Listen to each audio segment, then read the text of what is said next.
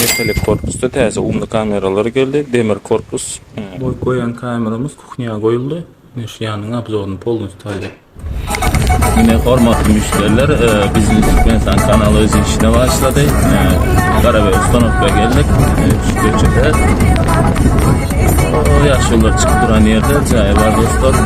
4 tane umlu kamera Ustanovka ettik. Polun abzorunu görgesi geçeceğiz dostlar.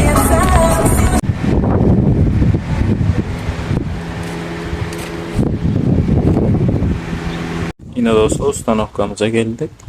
Nüşniyalı metalik korpusta täze umlu kameralar geldi. Demir korpus.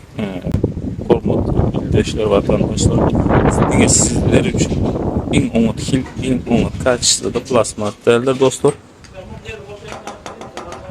Demir kaçısı da hiç probleması yok. 4 kanal junior 4 sani metalik korpustan karobkosu 500 joski disk blok bir tane yanında 100 metre problem zaten bilen komplekt dostlar.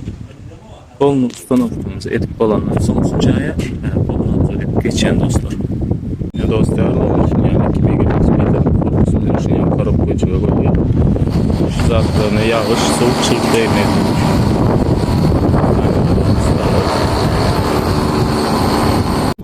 Kameramız Ustanovka oldu.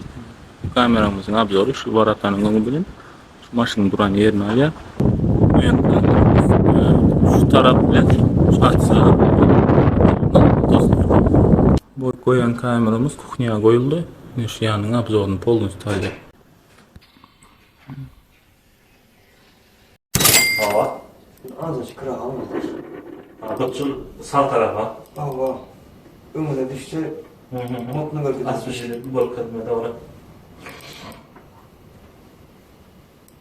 Tamam çıkamay. Kıra almadı.